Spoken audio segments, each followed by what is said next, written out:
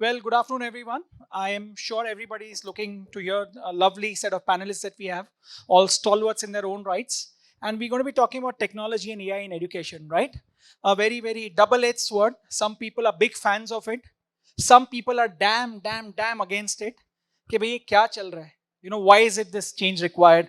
Things are going so well. Why do you want to disrupt the system unnecessarily, right? And I feel as an educator, that there should be disagreements, there should be debates, because when there are debates, good things come out of those debates. So I'm sure we'll have both sides today. We'll share both the perspectives today, and hopefully we'll be able to come out with some possible solutions that we as a fraternity can then implement, right? On a lighter note, technology, while it can be good, it can be dangerous also. I'd like to share my personal example, which I usually share in the conferences. So when the iPhone was introduced new in India, right? One of my students came and told me, sir, इसमें बहुत अच्छा feature है. It's called Siri. It's like your personal assistant, it will talk to you. So I said, wow, is it so? Let me check. So I was talking to my student. He said, sir, you should try this feature. It's called Siri. It's like a virtual personal assistant. I said, fantastic. So I opened my phone. I said, Siri, where am I? So Siri said, you are in Mumbai, Maharashtra, India. And I was so happy. I said, wow, I'm talking 10 years back, by the way. I said, wow, this is fantastic. Siri, what's the weather like? So Siri said, weather is 24 degrees. It's very pleasant. It's a little windy outside. And I was zapped. I said, this is fantastic. I went to my wife. I said, Swati, see, I've got a new personal assistant. I'm going to ask her to call you now. So I said, Siri, call my wife. So Siri said, which wife?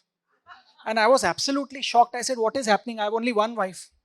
Then I realized my wife has two phone numbers and I've saved them as wife 1 and wife 2. So when you're using technology, please make sure that the parameters are absolutely perfectly defined, right? And as I said, it can be a double-edged sword. So we are here to deconstruct that and we are here to talk about that. So I'd like to start with Perin ma'am. So Perin ma'am heads the ICSE AISM here in Mumbai. She has done a lot of extraordinary work in making sure that the fraternity comes together. They do a lot of good initiatives for how do we take the education forward.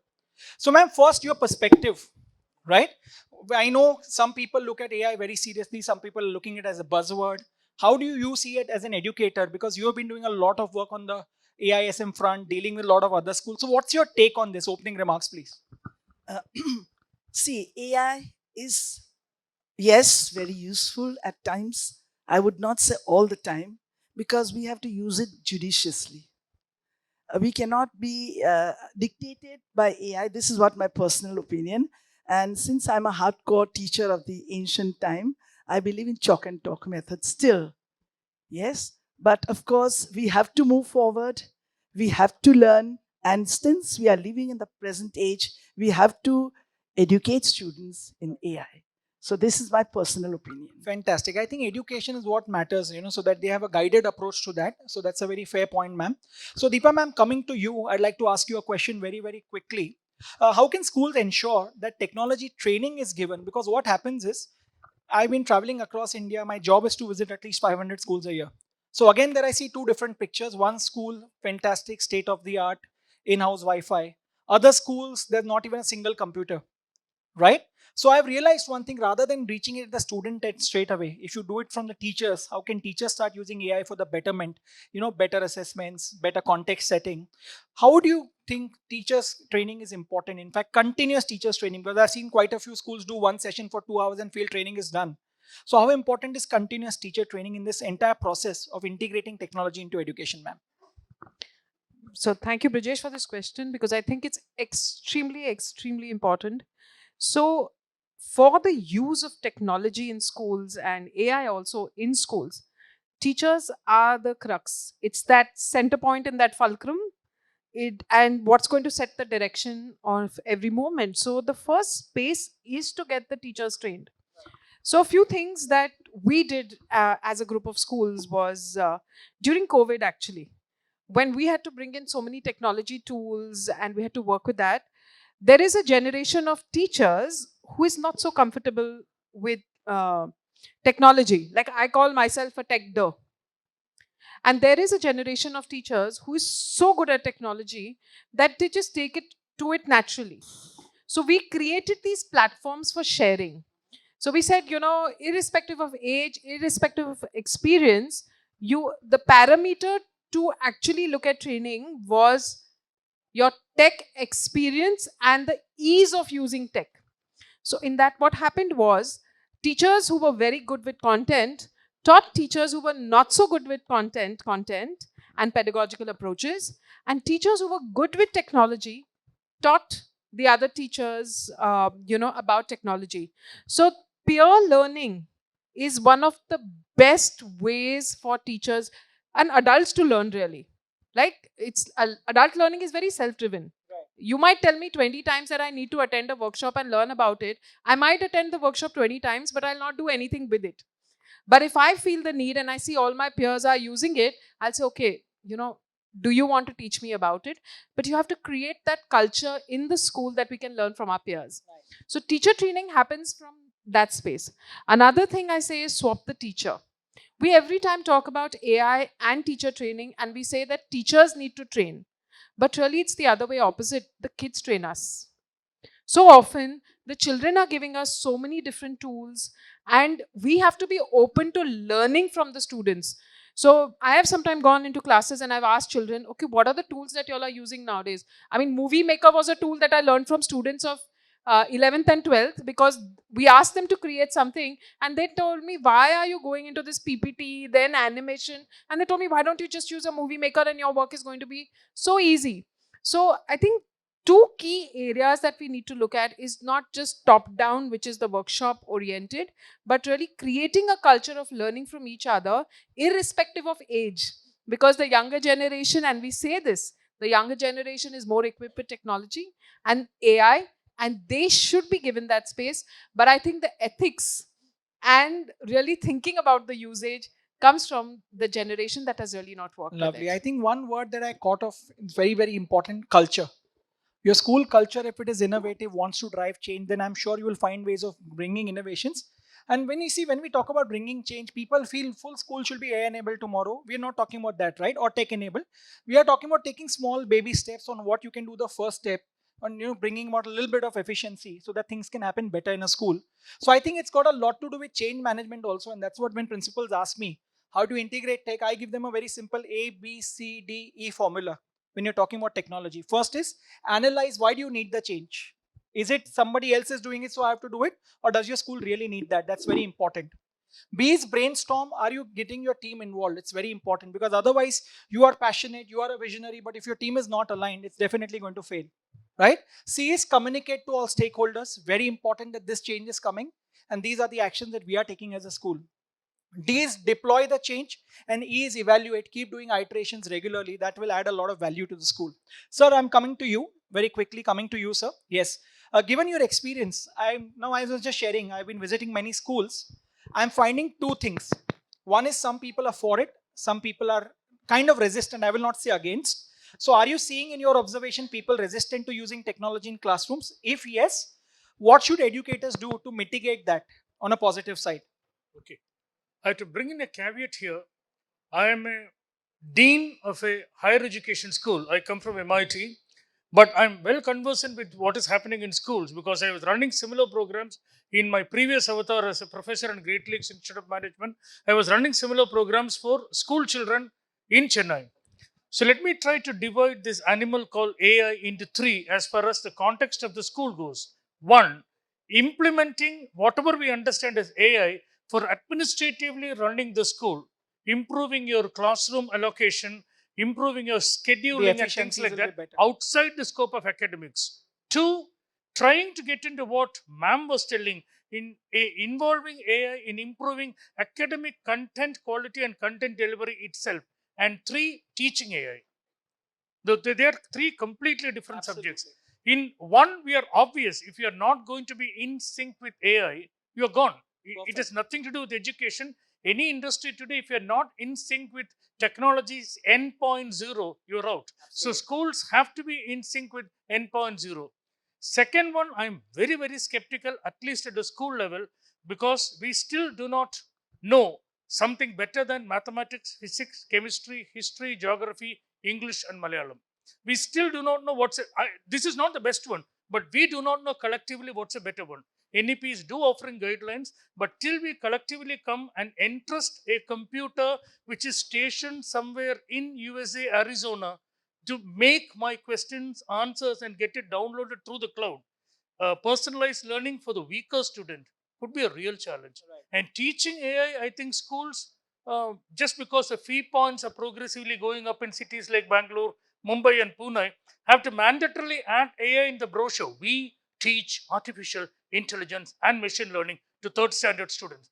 But then, is it really required as a subject matter of debate? I wouldn't want to get into that at all. Fair Thank you. point. So I think that's a fantastic comprehensive breakdown. Can you use it administratively? Can you use it for good content? Right, of course, which is debatable. And third point, very rightly, as you mentioned, teaching AI. And as I said, are you doing it for the sake of doing it? Or are you taking it up as a passion project that, no, I want to bring about a student's, change in students' life? Thank you so much for that thoughts, right? So as I said, there are divergent views, positive, negative, and I am an eternal optimist by nature. So Mayuri, I'm coming to you. If things were to work out, how do you think AI and tech, not AI per se, but tech in general, transforming the Indian education sector in the next decade? Because as we see, I'd like to ask a question to all principals here. Do you think students are same like they were 10 years back? So do you think they'll be same in 10 years ahead? Of course not, right? Things are going to change. So ma'am, how do you think it will transform the sector if used in the right manner? Actually, first of all, I want to share my experience as Sure. I have, started the schools when the techno time was not there. AI was not that much there before 10 years. I'm talking about. So if I'm, connecting both the times, then it is very much. I think I have seen both the times, like techno time and without that also. But as we all know, this particular technology and AI time is very helpful for teachers, for the management, for the parents to save their times and give something more important. And productivity is, we can see the productivity in their work. That is very good for the kids also, to learn their new skills with the wide range of materials, and they get that virtual learnings and various platforms beyond the classrooms as well. So they learn a lot of new skills with the help of technology. Teachers will get a lot of new material and resources with the help of technology and AI. So universal learning is also possible with techno and AI both. Right. So I am totally in the favor of techno and AI both, because this is something which is very helpful for the teachers, for the management, for the parents, and for everyone, I guess. Fantastic. So I think that's a very One positive. line rejoined, the Sure. difference in age is reflecting in our answers. My age versus her age. So thankfully, I was about to tell when Perin ma'am was saying that I am a teacher from the ancient age. I said, ma'am, why are you underestimating yourself? Ancient age was long back. In fact, we still take a lot of guidance from her even today, because I've seen many times in the past she's predicted, next 5 years this is going to happen, and that inevitably happens. So, ma'am, please don't do that again. Right? So now coming to you, Kavita ma'am, we've been talking about assessments of late quite a lot, right? For example, ICSE made an announcement that now onwards 25% of the paper will be competency based assessment. CBSE has been working a lot. So what is the need of transformation in assessments right now in the country? Because I think it's been going on in the same way for last quite few decades. How do you see assessment transforming, and how can technology be useful in transforming those assessments, ma'am? Thank you so much, Brijesh. Good question, which I have personally experienced. Assessment, if you take the help of AI in assessment, which is the need of the hour, because population explosion is a manual work and lot of chances of errors and duplicacy. So we need to take the support of AI. But at the same time, AI, the school has, I mean, the system in fact has to be regularized and so much foolproof that the child is not able to do any kind of mischief or kind of you can say cheating. Right. Because when we have ICT paper for which is online, and we have seen at a time the child opens 3-4 windows, right? So then we have to my teachers have to do something with the LAN connection and this, so he cannot open the windows. So similarly, you need to be have foolproof system where how you can assess through AI, Assessing through AI is fantastic idea, but we are not yet equipped. Right. Not only we, even Cambridge is not equipped. Oxford is not equipped. So we need to equip ourselves first. Secondly, a lot of assignments are going to Cambridge or Oxford for the checking or assessments, but these are either copied by ChatGPT or some other apps. But children are much more smarter. They can even crack ChatGPT and change entire thing which you cannot track how it is being done. Forget about this assessment. They can overnight change their mark sheets. The digital mark sheet is coming, and when it comes the printed mark sheet, they will show that this is a digital mark sheet with the screenshot, and when it is coming with the printed mark sheet, there are two variations, and then they are blaming that you people have made the mistake, but actually boss, you have done something with AI, and now we all are signing true copies. And sometimes we depend on our assistant that have you checked with the original? They said, ha madam, checked. But actually the checked copy is actually from AI, not your original mark sheet. So we need to be careful that how AI use in assessment. Still there is way to go to have foolproof system that yes, this is what a child can sit online and crack the exam. Absolutely. So I think, yes, ma'am wants to add something.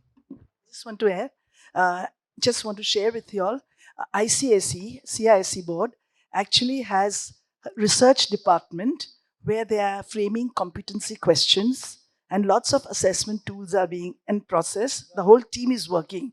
So I'm sure all our ICSE schools will benefit from it. Fantastic. Yeah. So that's why I said we have divergent points of view, two stalwarts, one who knows ICSE in and out, one who knows Cambridge in and out. So I think phenomenal views. Yes, ma'am. I think ICSE India is going to lead and teach Cambridge and Oxford to Wow, that's a nice thing. I think streamline if that their- happens, that will be fantastic. Right? how to make this foolproof system. I think Indian brain, no, after all, we are rocking in the world. So it will come from India, obviously. Because Indians know a very good factor which nobody else knows in the world. It's called jugaad. We find solutions because we were backbencher students ourselves.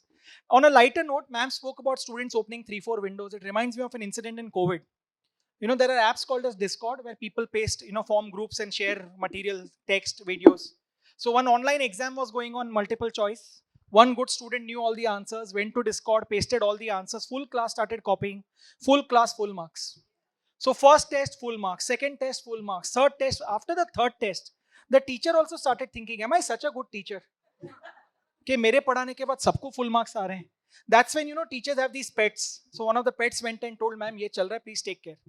So on a serious note, this is all the more alarming that if we as educators don't upskill ourselves, if we as educators don't upgrade ourselves with what is going on around us. See, for example, when I talk about adopting technology, people feel I'm talking about becoming an expert. Unfortunately in India, it's always this or that. When tech comes, teacher will go. Never, nobody can replace a teacher in this lifetime. But teacher plus technology will bring transformation, is what I personally believe, because that is where the whole secret and magic sauce lies. If you empower your teachers, automatically they will start talking in today's language that students are speaking, and that's where that gap will keep reducing, the lacuna will keep diminishing. Is very, very important for us as educators, right? Thankfully we have somebody Just from one the minute. yes, ma'am. You were talking about the teachers. Now teachers have become so much techno savvy. One day there is a technology crash, they are not ready to go in the class. I agree. And they are totally paralyzed that what to do. Our whole PPT and presentation was there. Now I can't teach anything. But there are So two this diverse was- again, ma'am. So again, it depends on what age group the teacher belongs to. In one of the schools, I was doing a session on NEP, 2-hour session. I said this change is coming, that change is coming, technology, assessment, holistic report card. And one senior teacher sitting in the front row was smiling continuously 2 hours. I said, ma'am, either you liked my session very much or I think you like the NEP very much. She said, no, I'm retiring next month. I'm happy I don't have to do all this. So there's a diverse perspective to that as well. Right? So now we have somebody from the industry. Simon, I'll come to you. So when we as educators look at technology, we look at it from a particular tunnel vision, what will happen inside my classroom. but you come from the industry, you've seen how other industries have adopted AI. What is your take of, professional companies working with schools, A, and B, where do you see the intersection, the secret sauce? Where does it come from for a school to successfully adopt technology? Over to you. So I come from a very different background. So I used to make television commercials, films for a decade. And in the pandemic, I started watching my kids learn. And I realized that the generation alpha learner has very short attention spans, difficult to engage them, so on and so forth. And that inspired me to start Fyule, a personalized learning platform for kids. So my perspective now that I work with almost 100 schools is that the school and somebody like us are a partner.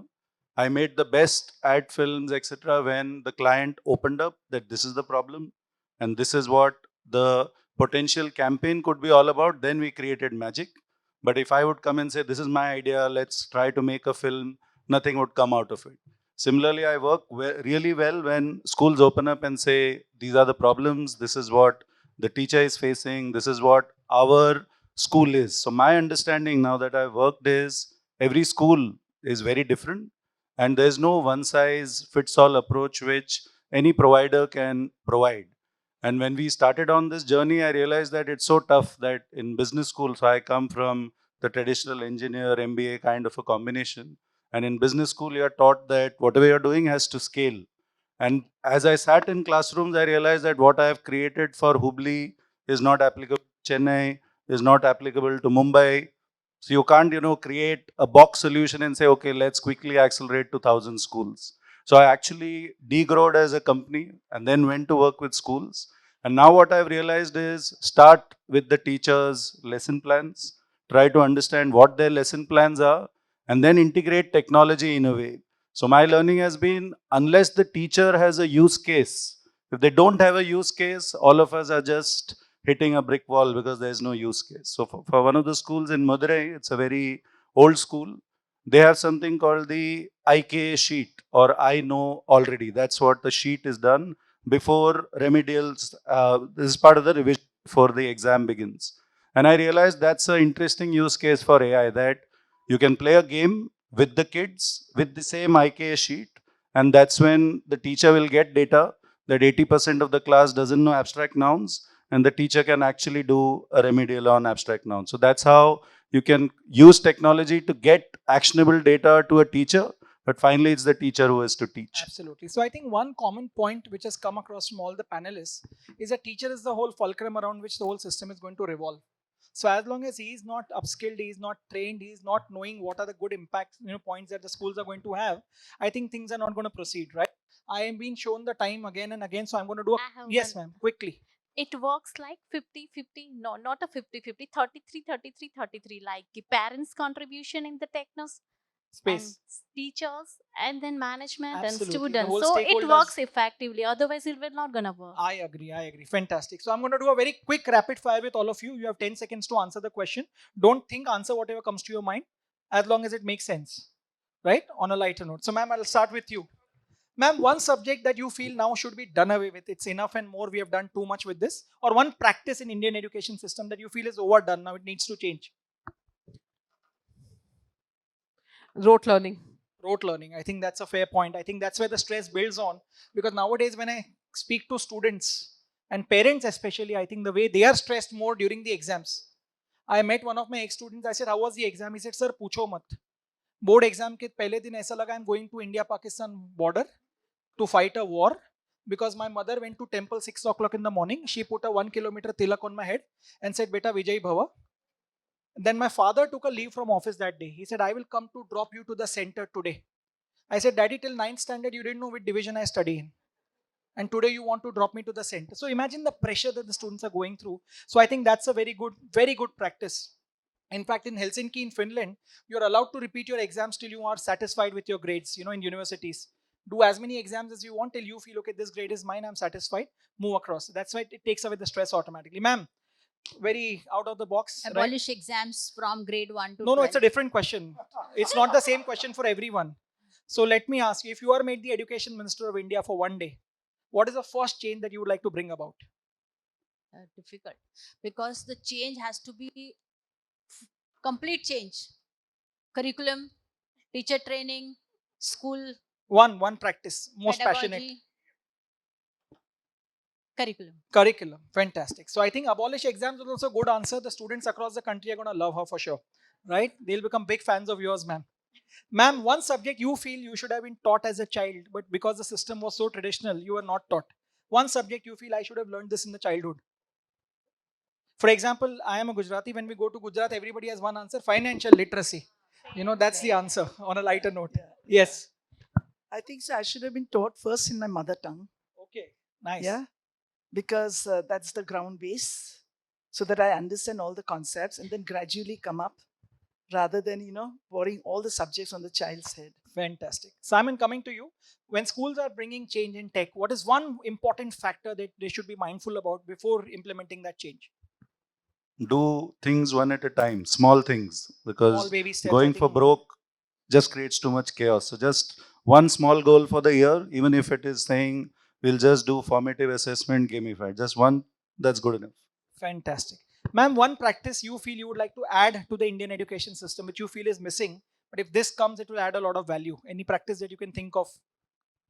What you have shared actually, financial literacy. please As go ahead. actually I'm a chartered accountant, so actually I feel like it was too late. In our system, it is too late कि हमारे बच्चों को ना एक check भी sign करना नहीं आता. If you ask any 11th grade student, they will not know that how to fill the check. So I want to I add think that that's a कि fair financial point.